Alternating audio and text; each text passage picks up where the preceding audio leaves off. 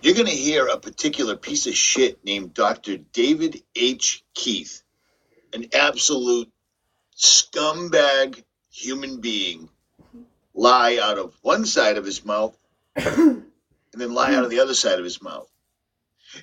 And I'm going to interlace video that I've taken all across the United States of America with my very own camera. And let's see who it is that's actually telling you the truth and who's the complete and total liar, shall we? And if any of Dr. Keith's fanboys, like all the NASA fanboys and etc., need to get a hold of me, you know where I live. My email is rjcjr10@yahoo.com. My phone number is really easy to find. So there's that. But I digress. So one question might be, why am I pretty confident that it isn't happening? And the answer isn't that I trust the government or everything it says. The answer is that I trust individual people to speak out. And I think governments are actually pretty bad at keeping large-scale secrets. So to be clear, governments can keep operational secrets for a short amount of time if they involve a small number of people. So like the U.S. government was able to keep secret the details of the raid on Osama bin Laden before it happened. And Canadian government can keep small secrets like that too. But Western democracies, as far as I know, just really, there's no experience of them having really large programs involving thousands or tens of thousands of people that are really kept secret for decades. And that's especially true for ones that are really strongly prejudicial to the public interest, at least in some people's view. So, I mean, we do now know through Edward Snowden lots about what NSA did. In fact, we knew quite a bit before Edward Snowden. And I personally think NSA shouldn't have done that, but that was a very big step from deliberately slaughtering the U.S. population. The chemtrails conspiracy, there's different claims, but the basic claim seems to be the government is deliberately doing something on a large number of commercial aircraft. And to do that, you'd have to have a supply chain to put all the material on. You have to have engineers and people at airplanes loading this stuff. There'd have to be thousands of people involved to move that much material. And to do that, those thousands of people would have to have some idea what was going on. And all of this would have to do something that was horrible. And there's sort of no chance that somebody wouldn't speak out with high quality evidence. And yes, you could imagine maybe the government sort of shoots people who speak out, but they can't do it that successfully. Heck, even in the middle of the Second World War, even when most Americans would have agreed that it was good to develop atomic weapons, we didn't keep the secret. The fact is there were people inside Los Alamos who leaked the details to the Russians before the weapon was even used. Governments just don't keep secrets like this. So that's the basic reason I think that the idea there's a large-scale secret program is just completely ridiculous. But the question is, why do so many people believe this? People believe that 9/11 was staged. People believe there are aliens on Air Force bases in Texas or Nevada or wherever. The fact of the matter is that in our society, a lot of people just believe things that normal science doesn't believe at all. People believe that vaccines are somehow hugely destructive when the evidence is the other way. So why? Force bases in Texas or Nevada or wherever. The fact of the matter is that in our society, a lot of people just believe things that normal science doesn't believe at all. People believe that vaccines are somehow hugely destructive when the evidence is the other way. So why? Geoengineering is an idea, an emerging set of poorly researched technologies by which humanity might be able to deliberately reflect away a little bit of sunlight in a way that could partially and imperfectly and impermanently reduce some of the risks, the climate change risks that come from the accumulation of carbon dioxide in the atmosphere. So this could be used as a supplement to emissions reduction. But it might also be true that as well as doing that, doing some solar geoengineering would significantly reduce the climate risks, and that it could reduce climate risks in ways we can't reduce those risks simply by cutting emissions. The way to do it is most likely to put reflective aerosols in the stratosphere. These are little droplets of sulfuric acid, which reflect away some sunlight.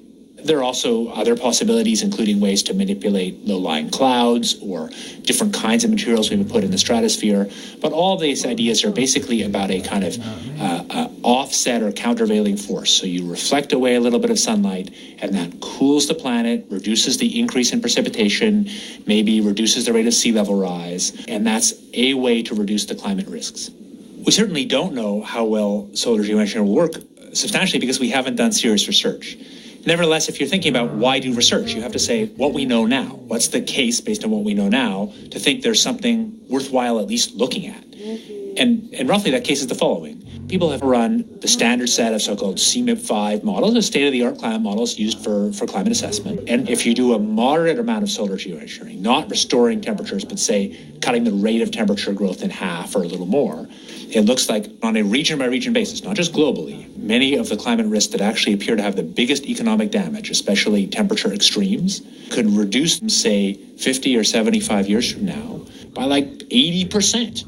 And that's an enormous potential welfare benefit to the world. It means that people who might otherwise die from heat waves, people whose crops would otherwise be wrecked by extreme temperatures, would not be so damaged. So the potential benefits seem to be very large. But they come with big uncertainty. We don't know how well this will work. We don't know how to make decisions about it. We don't know how to monitor what's happening well. So to me, the real argument here is an argument for doing research, not an argument for doing solar geoengineering. And yet at some level, the actual sort of core research on how to actually understand how to do it and reduce the risks is pretty thin, very, very little. I think a lot of the policy community kind of sort of assumes it's this ugly thing, but if we want it, it's there. And they're ignoring the fact there's actually a lot of really hard and interesting science technology that could allow us to really reduce the risk or understand them better. And also, I think some of the public policy around it, questions about how different countries could form coalitions to make decisions. The central hard question in public policy is really how to get the most synergy between emissions cuts and solar geoengineering. So it's actually very hard to get countries to collaborate in cutting emissions. That's the whole challenge of the international climate policy. And solar geoengineering has its own set of challenges. And I think the exciting part of public policy research is to try and think about specific structures that incent both, that try and tie decision-making around solar geoengineering to ways that countries would do a better job cutting emissions. So why isn't there a research program? I think the answer has been a kind of complicated and maybe ill-conceived. Okay, so you've just listened to this fast-talking huckster explain, completely and totally explain out of this little pathetic pussy weasel's mouth, we could block the sun. Well, Dr. David H. Keith from Harvard University, if you're not blocking the sun, who's doing this? Because it appears that the words that you're saying, somebody has been doing for a long time. This guy is a complete and total scumbag weasel. You can't miss it. Listen to him. The central one is really fear of what I think is incorrectly called the moral hazard. It's the idea that if we even research this topic, certainly if we do it, maybe some of the incentive to cut emissions will be lost. While it's a valid concern, I don't think it is a morally sound justification for ignoring technologies that can really reduce the risks for the people who are poorest, who are most vulnerable. That's right, because all the people over the years, all the people in government, all the politicians, all the doctors, all the professors have always shown that the people that are the poorest are the ones that they actually give a fuck about, correct? I'm being sarcastic. I'm utilizing sarcasm as a tool right now because I'm basically trembling angry right now that people still somehow think that what they're seeing, which is exactly what he's explaining, isn't happening, even though it's happening right in front of their eyes. Because I'll tell you what, how many people do you know that have the ability to completely block out the sun every single solitary day? Because that's exactly what it's happening. He's talking about cooling the planet so that people don't get hungry and people don't die. We don't need to worry about the climate killing anybody. We have a thing called the New World Order, the elitist, the project for a new American century that's going around and effectively killing people. Why? We just killed 1 million people in Iraq over a lie politicians presented to the American public. No big deal. So we don't have to lie about that. Nobody cares.